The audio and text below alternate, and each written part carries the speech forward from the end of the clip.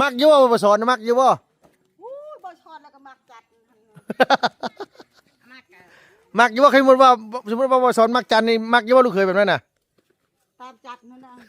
จัดก็ย่อซื่อๆมันจันก็ยกชื่อกันนั่นแหละว่ะเบ็ดเบา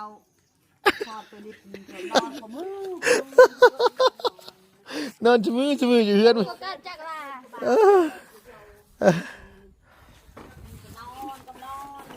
โดยบ่ได้มีผู้ใดมาเล่นนำบ่แม่บ่มีไผผู้บ่าวมาเล่นนำบ่โอ้โกยลูกสาวก็มีแต่ผู้งามๆผู้บ่าวก็บ่มาแอนไปหาผู้บ่าว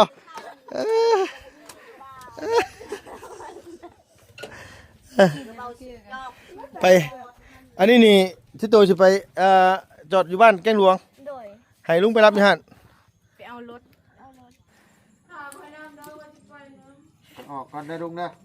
ฮะออกก่อนนะไปเลยไปแล้วไปหาน้องสอนครับน้องสอนเพราะอะไรจะไปใส่เขาจะไปลินนัมเบอร์ชอนเองเขาจะไปนำเขาจะไปลินนัมเบอร์ซอนไปหาน้องสอน แล้วเขาจะไปลินนำไปลินนัมเบอร์ซอนอยากไปเบิ่งเพื่อนน้องสอนบ่ โดยเว้าอีหลีสวัสดีโดยสบายดีโดยสิไปอีหลีบ่ล่ะโดยเอาแล้วอ่อนปลาเด็กน้อยมาที่นี่ว่าจังไหนบ่ได้สบายดีเด้อคืออยู่บ่ล่ะฮะจะคือบ่คือแล้วปิดก้อนรถน่ะเอาน้องเพิ่นเป็นหมู่เป็นพวกกันบ่ล่ะหรือว่าใดๆเป็นผู้ว่าผู้สาวบ่เป็นมู่กันเป็นหมู่กันเนาะโดยมันเป็นผู้สาวเลยดิไปปลอบใจเรา ไปปลอบใจบ่สอน โดยละองค์หักเด้เป็นมู่กันเนาะลงไปปลอบใจกันโดยเด่นหรือว่าดีนี่ฮะว่าเด่นหรือว่าดีบ่แท้ว่าแท้โดยถ้าบ่สอนเบิ่งว่าเฮาเป็นมู่กันบ่สิไปนะสิเว้าจริงหรือว่าแท้นี่บ่แท้ไปอีหลีแม่นบ่โดยไปปลอบใจบ่สอนไปกับไผนะให้สิไปกับไผไปกับลุงเฮาไปกับลุงเฮิมไปกับอะไรเจ้าว่าได้ให้อนุญาตให้ไปอยู่บ่คันน้องเพิ่นอยากไปก็ไปแล้วเนาะเฮ็ดได้ซะโดยแต่ว่าอยากมาก็ใช้เวลาแน่แหละเพราะว่าอ้ายก็เก็บงานอยู่พุ่นนำเด้โดยบ่เราไปเล่นเพื่อนบ่สอนเฮาก็ไปเก็บงานเนาะนางเนาะได้แล้ววะได้อยู่เนาะอยากไปอีหลีถ้าบ่ให้ไปนี่สิให้บ่นี่ว่าสิน้อยใจว่าถ้าบ่ให้ไปนี่น้อยใจแม่นบ่หมู่นี่เนาะ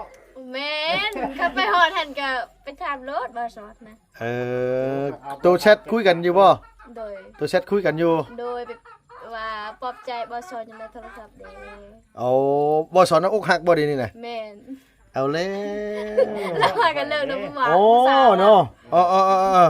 จากบ่สอนอกหักจากเราเคยมีแฟนแหละตัวสิมีโอกาสว่าจากเพื่อนไปเป็นแฟนจังซี่นะมีบ่บ่ฮู้คือกันอาจจะเป็นไปได้เอ้าความรู้สึกแบบไหนก็บ่สอนความรู้สึกแบบไหนมันปลื้มอยู่บ่บอกเก็บไปก่อนนะเนาะคันแบบว่าบอกไปยันผู้ว่าบ่ตอบรับมันก็เสียเกียรติได้เนาะบ่ล่ะเนาะเก็บไปก่อนเนาะคันผู้ชายเขาคิดคือเฮาแบบนั้นแหละให้เขาออกตัวเองแล้วสิตอบอีกแบบไหนแบบนึงก็จังว่ากันอีกทีนึงเอาไปถามตอนหน้าเนาะนะปะเอาละพี่น้องเอ้ยว่าทีนี้เนาะบ่ได้เป็นอย่างไรบ่สิออกไปกับบ่หลายแต่พี่น้องเพิ่นว่าอยากไปนำตอนแรกว่าสิบอกน้องเพิ่นว่าไปเพิ่นมาสอนกันเด้อว่าสิไปถ่ายงานอยู่พุ่นแล้วก็สิแวะหาเขาน้องอีหยังพี่น้องน้องน้ำแน่เข้าไปพุ่นทั้งเฮือนเขาละน้อยแน่หลายทางอยู่ดอกอย่าไปหาน้องกันว่าหยังนะน้องหั่งกับน้องอาเจืองเนาะบ่รู้ว่าเมื่อคืนถึกเลขบุนี่พี่น้องเอ้ยบ่ได้ขอบ่ถึกขอยอมนั่นเรื่องเลขเรื่องหวยนี่หัวเฮ็ดยังเฮ้ยน่ะโอ้กำลังว่าสิไปอันว่าบ้านบ่สอนนั่นนี่ไปนำบ่ฮะเอาแล้วไปทั้ง3คนเลยไป3คนโดยสมุดเนี่ยไปส่งรถอันนั้นไปส่งรถนี่เลยเอาเจ้าสิไปส่งรถเจ้านำเอาแล้วก็เอารถกลับมายันลุงสิลุงสิใส่อ๋ออันนี้นี่คือรถเจ้าอันรถลุงเจ้าอยู่พุ่น บัดสิเอารถคันนี้ไปส่งแล้วเอารถคันนั้นกลับมา โดย แล้วไผสิขี่กลับมาบัดนี้ไผขี่กลับมาตอนมาพุ่นบ่ โดย โดนเติบได้ล่ะเออเฮ็ดทำตาอาบเราอ้อยเราหอยเราเฮงมันพี่น้องเอ้ยอยากไปน้ำ สิไปกัน อย่าฟ้าก่อนกว่าเห็นว่ากระถาน้องหัวก่อนกว่าถ้าถามทั้งแม่นุ่มน้ำนี่กว่าน่ะเราให้ไปบ่โมเมนต์ว่าเอาลูกสาวเราไปแล้วบ่บอกแม่แล้วกันยากอีกฮะไวเลยหัวเอ้ยเป็นยังไงคืออยากไปปอบสอน เป็นหมู่กัน เป็นหมู่กัน เห็นแล้วเศร้าไปให้เห็นแล้วเศร้าแห้งซะบ่ แม่นเราโรคสตอรี่แล้วเศร้าแพงเป็น แล้ว ตาอีตน ลงสตอรี่เศร้าแห้งไปตะลุโตนซาด แม่นบ่ ก็เลย บอกจ้ะ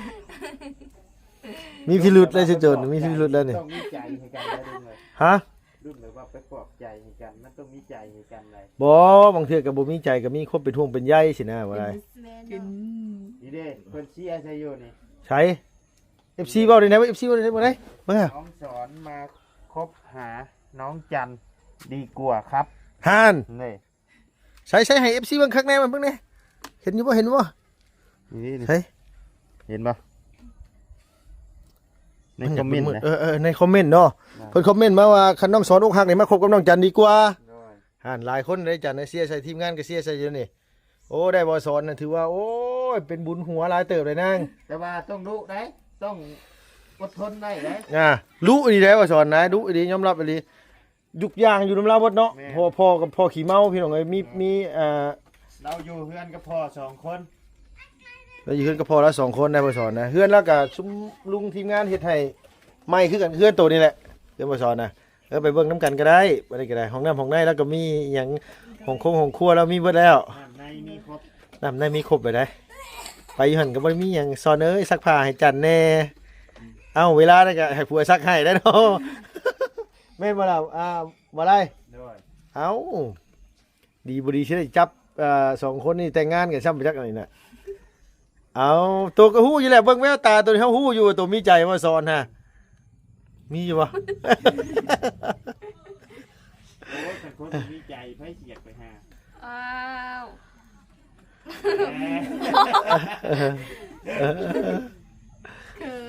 าว เขินนะ หน้าแดงเนี่ยพี่น้องเอ้ามันต้องเป็นห่วง ถ้า นะ เรา เอ้า ค่อย เพราะว่าทั้งน้องจันกับน้องชอนนี่กับเพื่อนผู้จักกันกับบ่ได้โดนไหน มันก็ต้องเป็นห่วงเป็นใยกันเนาะจังเดินไปเนาะ แมน อย่างน้อยๆก็แบบรู้สึกว่ารู้สึกดีนำได้เนาะ แมน บ่ทางไหนก็ทางหนึงแหละ หรื พี่ อ น้อง ว่าเจ้าผู้จักกันมาแต่โดนนะบ่ บ่ อ่า ถ้าเขาฮู้จัก ถ้าได้ฮู้จักบ่ โดย เอาหน้าแดงเฮ็ดไปที่บาดนี้ สักหน่อยก็ฉีกเฉื่อยเจ้าของนั่น เอาแล้วน้องจันออกอาการแล้วพี่น้องเอ้ยว่าที่นี่ บ่ เอาไปบ่เป็นเลยว่าที่เอาไอ้ลีเนาะบ่ได้เนาะข้อยก็ลืมคิดไปได้บ่ได้เอ้ยเอาเพิ่นเบิ่งเนี่ยมั่นใจได้เพิ่นว่าเบิ่งหน้าตัวเองบัดทีนี้ มาช่องมึงก็ในดดเห็นเนี่ยอย่าหูกัน เอาแล้วหัวตกลงสิไปบ่น้องไปบ่ ไปเลยจุดซะ แต่งตัวงามๆเลยเด้อให้ผัววันนั้นมา ถ้าก็ ซะแล้วฮะ ไปแต่งในทางนี้แต่งงามๆเฮ็ด โดย ไอ้ชุลุชุเลียดบ่สอนบ่มัก เจ้าคิดว่าแนวใดบ่ได้เจ้าคิดว่าแนวใด โอ้ยน้องจันนี่ร้อยเขาบอกโลด ฮะ มีใจให้น้องชอนแน่นอน เนาะต้อง ทำประกัน ต้องมีความคิดแน่ๆเนาะ โดย แต่ว่าทั้งนี้ทั้งนั้นบ่สอนเนาะสิตอบรับแนวใดแค่นั้นแหละพี่น้องเอ้ย เพราะว่าทั้งน้องสอนก็ยังอกหักอยู่เด้ ม อันนี้โมเมนต์คอนเทนต์นะพี่น้องเลยเรื่องจริงนะ บ่สอนเนาะกำลังผิดหวังอยู่ หน่อย น้องจันมาอยากไปปอบมัน โม สอ เม น นต์คอนเทนต์นะเรื่อง สอน จริง สอนจันสอน หน่อย เอาเป็นเนาะถ่าเบิ่งน้ำกันน้องเพิ่นจะไปหาบ่สอนมาซั่นว่าบ่สอนอยู่บุพี่น้องแต่ว่าทั้งนี้ทั้งนั้นเฮาก็สิพาน้องเพิ่นไปเบิ่ง หน่อย บ่แม่นว่าเฮาอยากพาไปดอกน้องเพิ่นขอไปนำกับไปนำเนาะว่าไรเนาะ หน่อย เฮ็ดได้ซะ นี่เด็ตัวนี้กันโอ้ลายได้ ใช่บ่าวลายเซบ่าวสอนเชียร์บ่าวสอนให้คบกับน้องจันดีกว่าจ้าอันนี้กัน บ่าวสอนมาคบหาน้องจันดีกว่าครับ เนาะ แม่น เอาแล้วพาเห็นคู่นี่แหละเขาเจ้าเสียใส่กันหลายบ่แม่นหนึ่งมากกับบ่สอนเราเป็นคนนิสัยดีพี่น้องแล้วก็เป็นคนดุคนขยันดุมันอะไรว่าง่ายซะเนาะว่าเนาะ โดย เอาแต่ไม่แต่พี่น้อง FC ก็ยังเสียใช่เอาพี่น้องเอ้ยค่ะผู้ใดเห็นดีนำเนาะพี่น้องเนาะคอมเมนต์เข้ามาเด้อทั้งสองลุงเฮิมเดี๋ยวสิไล่เบิ่ง โดย แต่สิเป็นจริงหรือบ่เป็นจริงมันอยู่ขึ้นกับเด็กน้อย2คนนะบัดนี้น่ะ โดย ถามว่าเขายังน้อยบ่ได้ยังน้อยดอกพี่น้องเอ้ยอยู่บ้านเฮาเนี่ยคือบ่ได้ทำได้เรียนหนังสือแหละก็บ่สอนก็19อ่ะปีนี้19สิเข้า20เลยพี่น้องเอ้ยพ้นวิติภาวะเลยน้องจันก็17ปีหน้าก็18ล่ะก็ธรรมดาสั่งครอบครัวสำนี้ก็คันเป็นคนดุมันขยันเพียรก็ประสบความสำเร็จไว้เนาะว่าไรเนาะ โดย มีแต่ว่าเฮาก็เบิ่งทางเล็กน้อย2คนนั่นแหละพี่น้องเอ้ยว่าเข้ากันได้บ่เอ้าบ่เป็นคอนเทนต์เด้อพี่น้องเด้อนี่เด้ออันนี้เรื่องจริงแน่นี่น่ะเอาลงทั้งพุ่นบ่ซั่นน่ะก็นึกว่าลงทั้งนี้พี่น้องเอ้ยตัดภาพมาวันนี้กำลังกันว่าลงมาแต่เฮือนขึ้นทั้งพี่ลงทั้งพุ่นโอ้อันนี้บ่เพิ่นว่าเนาะเพิ่นเนาะเฮือนก็งามผู้สาวก็ออมาเท่านี้เด้ล่ะครับอยู่เลย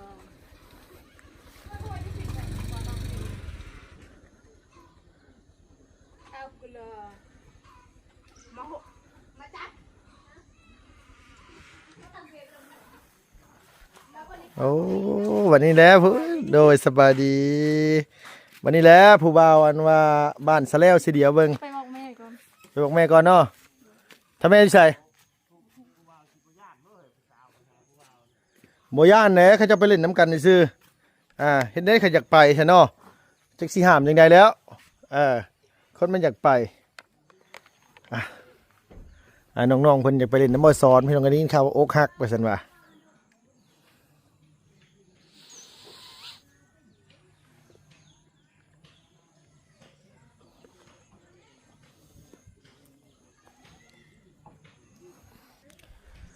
ทำไมมาในหัว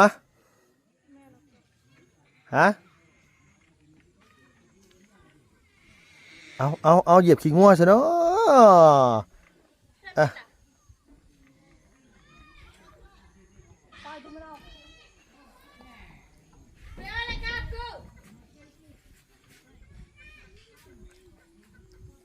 มีอย่างวิดเบือนเนี่ยบ่อย่างไงฮะ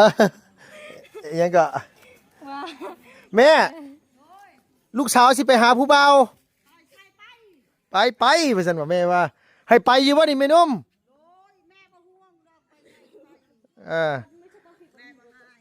ไปหาบ่อสอนมาฉันว่าโอ้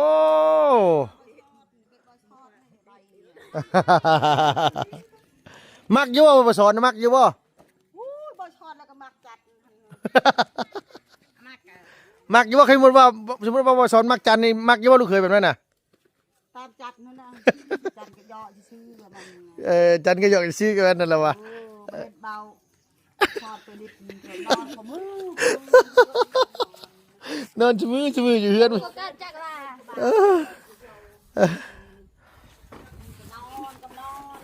โดยบ่ได้มีผู้ใดมาเล่นน้ำบ่แม่บ่มีไผผู้บ่าวมาเล่นน้ำบ่โอ้โกยลูกสาวก็มีแต่ผู้งามๆผู้บ่าวก็บ่มาแอนไปหาผู้บ่าว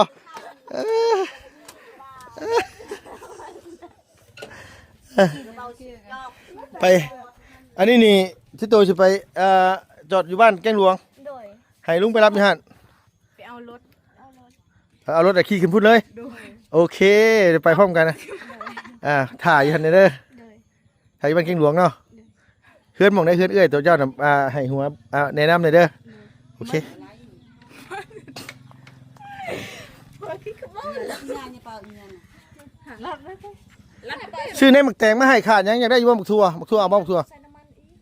เขาจะปลูกมันทั่วหรือว่า เดี๋ยวเขาสิปลูกซื้อหมักทั่วมาให้ก็ได้ เอ้า เป็นหยังนั่นน่ะโอ้ผ้าหวังเซ่เข้าป่า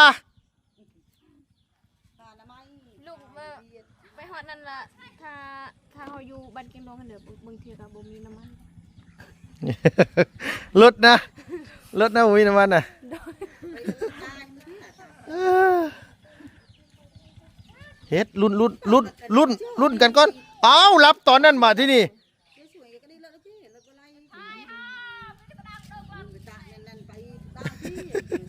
แล้วมาแต่หาหน่อไม้บ่เอารับซื้อหน่อไม้ถูก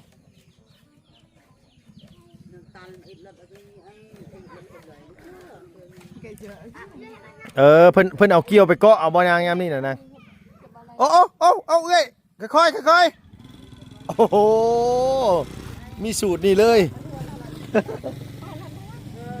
พี่ ว่าได้ไหน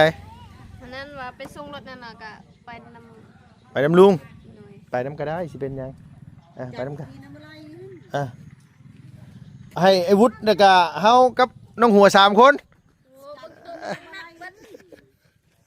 ยิ่งกันมึง เอาน้องเพิ่นตกลงกันก่อนว่าเพิ่นเสียวได้ใด ไปบ้านน้องชอนบ่ เอาได้ใดเสียวได้ใด ไป ฮะไปเลยจอดรถบ้านเก่งหลวงเนาะ โดยแล้วก็ให้บอลไล่กับลุงเหิบทายอยู่หั่น อยู่ถ่ายอยู่หม่องได้นางน่ะ กดทางกันเด้ ทางโค้งของบ่โอเคหัวตัวสิไปน้ำพายไปลุงบ่ ไปน้ำไผก็ได้ เอาไปขึ้นมาซะนะไปพี่น้องเอ้ยเนาะไปพี่น้องเอ้ยไป3 คันเลยมื้อนี้น่ะ ไปลุยมาบอซอนเชื่อบอซอนเชื่อดี เยี่ยมพอสอดกันแล้วก็พอสอดก็คักอยู่เนาะ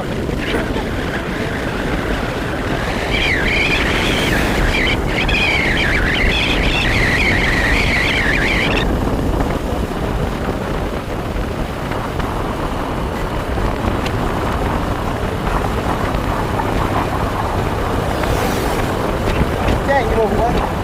ใจกู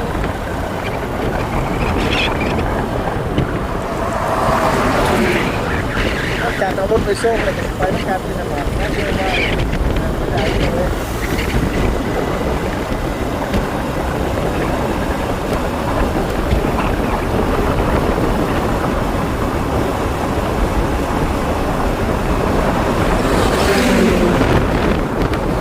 เอาไปได้บอกบอลไล่จะเป็นบอลไล่มาถึงห้า ไปแค่นั้นแหละต้องไปนะรถที่หนึ่ง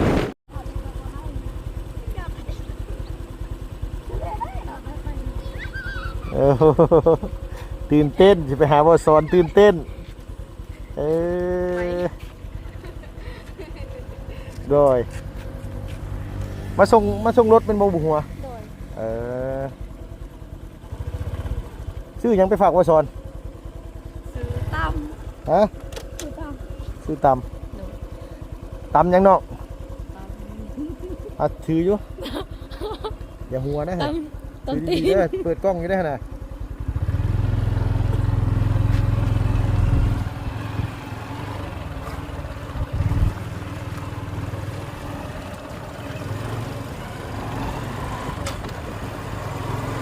นัด3เลยที่เราเงินอะไร เขาจะเอาแพ็กถากไว้อยู่นะ แดง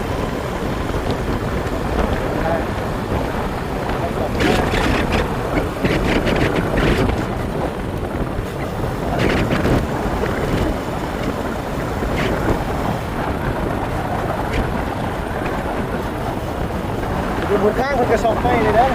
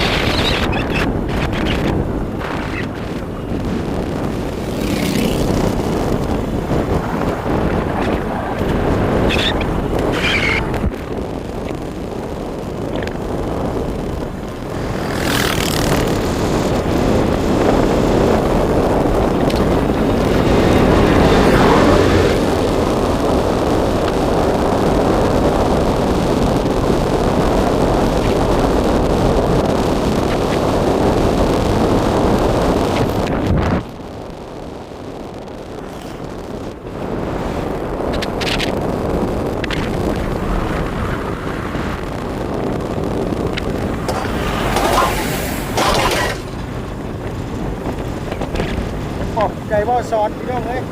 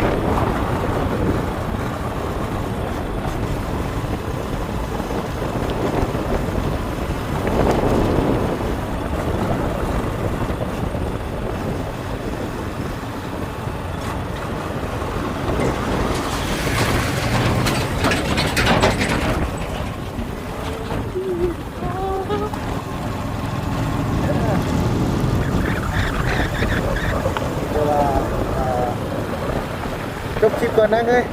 ปิดซะ